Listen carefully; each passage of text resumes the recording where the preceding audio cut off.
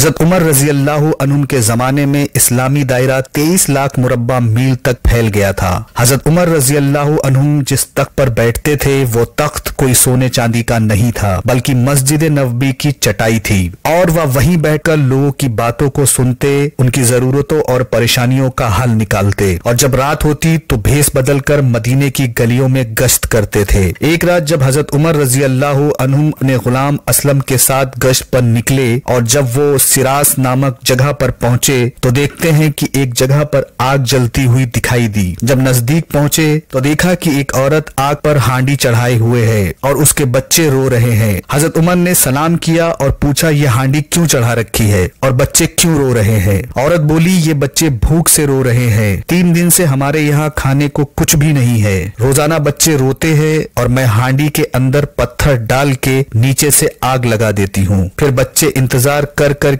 सो जाते हैं और मैं उमर की जान को रो रही हूँ। अल्लाह हमारे और उमर के बीच फैसला जरूर करेगा। यह बातें सुनकर हजरत उमर का कलेजा दहलने लगा और फरमाया अल्लाह रहम करे, उमर को आपके बारे में कैसे पता होगा। वह बोली क्यों नहीं होगा, वो हमारा हुक्मरान है। यह सुनकर हजरत उमर और असलम फौरन पलटे और बैतुल माल में आए, आटे की एक बोरी ली, घी, खजूर, सब्जियां, दिरहम और कुछ कपड़े रखे, यहाँ तक कि बोरी पूरी तरह से भर गई और अपने गुलाम असलम से फरमाया ये बोरी मेरी पीठ पर लाद दो। असलम बोला ये काम तो मेरा है मेरे आका, लाओ ये बोरी मैं उठाऊंगा। हजरत उमर की आंखों में आंसू आ गए और फरमाया असलम कयामत के दिन मेरा बोझ उठा लोगे, ये उमर का बोझ है, उमर को ही उठाने दो। यह सुनकर असलम ने बोरी उनके पीठ पर लाद दी। उस औरत के घर पहुंचते हैं और दस्तक देते हैं। वो जब देखती है तो उसकी जान में जान आ जाती है और कहा जल्दी जल्दी आटा गूंधो और हजरत उमर रजी अल्लाह अन्हुम सब्जी काटने लग जाते हैं और चूल्हे पर सब्जी पकाने के लिए रख दी जाती है और जब आग बुझने लगती हजरत उमर झुक के चूल्हे के अंदर फूंक मारते और सब खा लेते तो हजरत उमर रजी अल्लाह अन्हुम बच्चों को खुश करने के लिए उनके साथ खेलते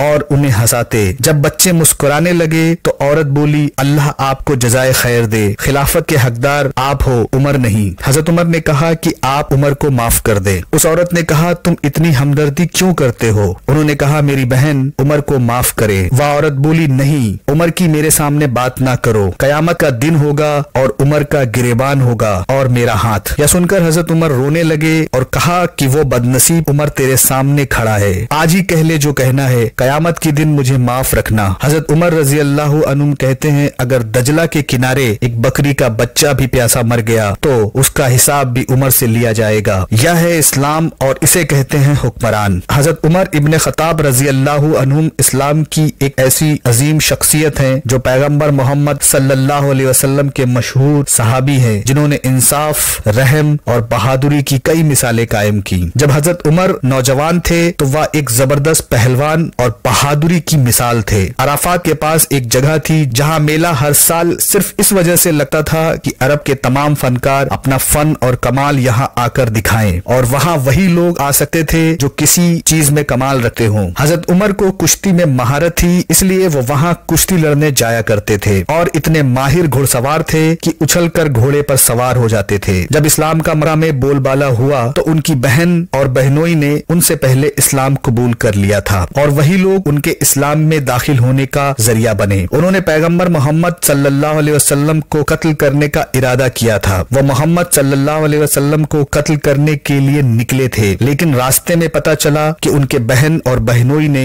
इस्लाम कबूल कर लिया तो वो उनके घर पहुंचे और उन पर बहुत गुस्सा हुए। लेकिन जब बहन और बहनोई ने सूरह ताहा की आयतें उन्हें दिखाई तो उन्होंने इस्लाम कबूल कर लिया। नबी सल्लल्लाहु अलैहि वसल्लम उम्र में उनसे 10 साल बड़े थे। हजरत उमर रजी अल्लाह अन्हुम जब मुसलमान हुए तो इस्लाम के एक नए दौर की शुरुआत हुई। उन्होंने खुल्लम खुल्ला अपने इस्लाम का ऐलान किया और वो पहले शख्स थे जिन्होंने मोहम्मद सल्लल्लाहु अलैहि वसल्लम को मक्का में खुले आम नमाज पढ़ने के लिए आमादा किया, क्योंकि उस वक्त तक मुसलमान छुप छुपा कर नमाज पढ़ते थे। अल्लाह के नबी सल्लल्लाहु अलैहि वसल्लम की वफात के बाद हजरत अबू बकर सिद्दीक रजी अल्लाह अन्हुम पहले खलीफा बने, फिर दूसरे खलीफा हजरत उमर रजी अल्लाह अन्हुम बने। अल फारूक का टाइटल उन्हें नबी सल्लल्लाहु अलैहि वसल्लम ने दिया था, जिसका मतलब है हक और बातिल के बीच फर्क करने वाला। इसके बाद उन्हें उम्र फारूक कहा जाने लगा। सबसे पहले उन्होंने ही बैतुल माल को कायम किया, जिसमें अमीर लोग ज़कात सदका जमा करते थे या जो सरकारी रकम होती थी उसको इसी में जमा किया जाता था, फिर वो गरीबों और हकदारों में बांट दिया जाता था। हजरत उमर रजी अल्लाह अन्हुम गुलामी तो नहीं खत्म कर पाए, लेकिन उन्होंने ऐसे ऐसे रिवाज दिए कि गुलामी गुलामी ना रही, आजादी के बराबर हो गई और फिर धीरे धीरे गुलामी का दौर खत्म हो गया। उनके दौरे खिलाफत में मुसलमानों ने सुपर पावर फारस पर्शियन अंपायर को हराया। उनकी हुकूमत के दौरान मुसलमानों ने